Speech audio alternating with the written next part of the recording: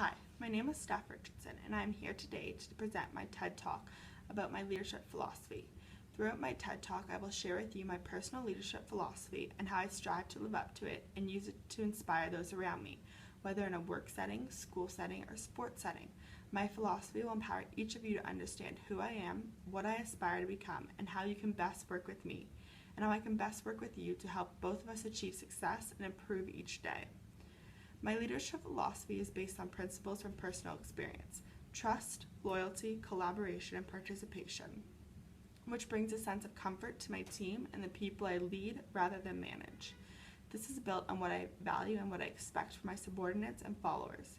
I have a clear vision of what the outcomes of situations should be, and I'd like to incorporate the ideas of those around me to make that vision happen.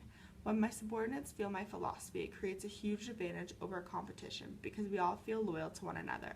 When the team feels safe, they will use their power to execute their responsibilities and go beyond to help achieve the vision at hand. I have learned from both good and bad leaders. I think it is very important that I follow these principles, as they are the ways in which I lead my life. My leadership style.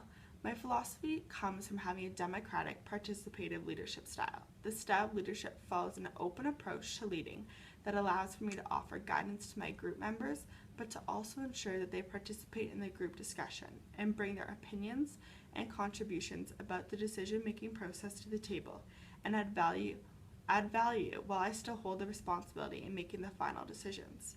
It is important to me that I make my group members, office or school, feel engaged in any process we take of working together and are motivated to reach common goals and visions.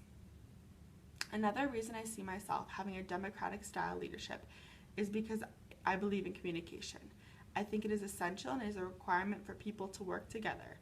Fairness, competence, creativity, courage, intelligence, and honesty are all key values I look for when leading a group of people and working with a group of people.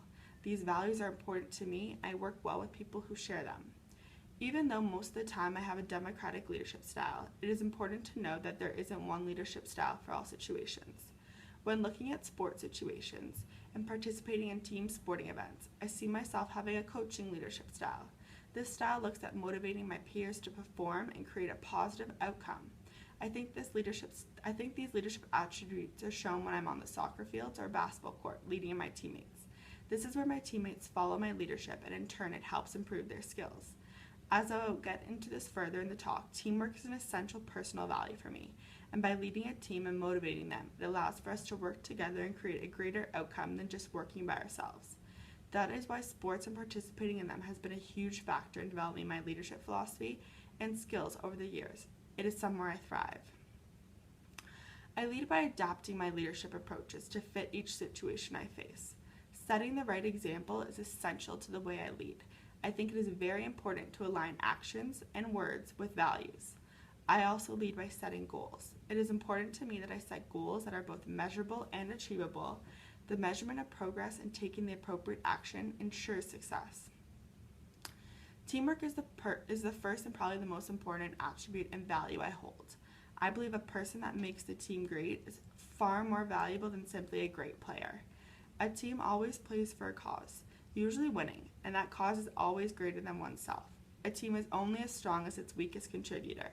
Each person's success is measured by the team's success, which is why we don't recognize MVPs on losing teams. I believe it is very important that we all strive for the highest purpose and work together in achieving it. Integrity is another huge value for me. I will always say what I mean and mean what I say. Those that work around me know that I will always give it to you straight. My words and actions are in sync.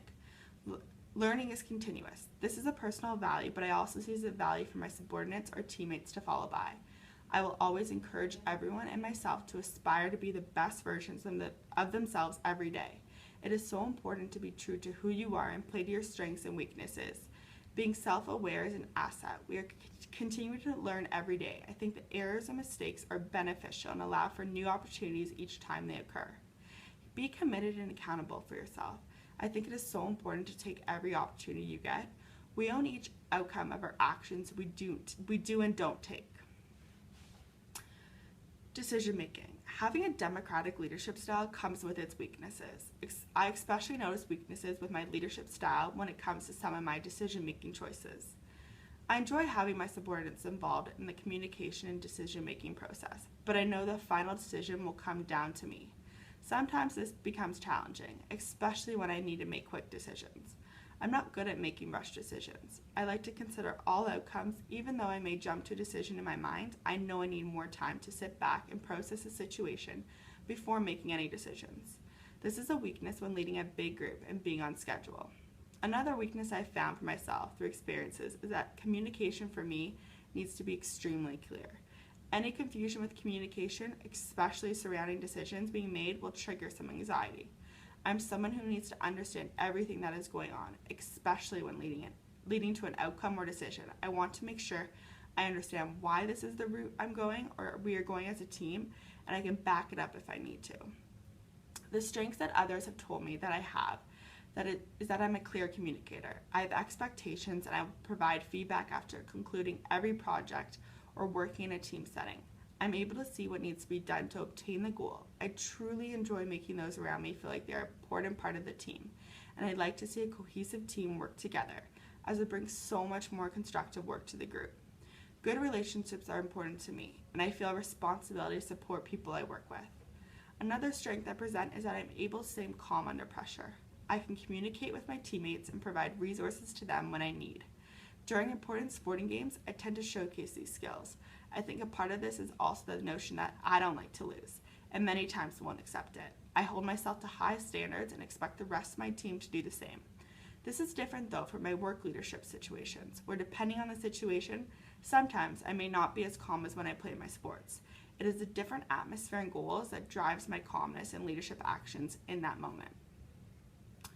Leadership in sports is what we have learned so much about this semester.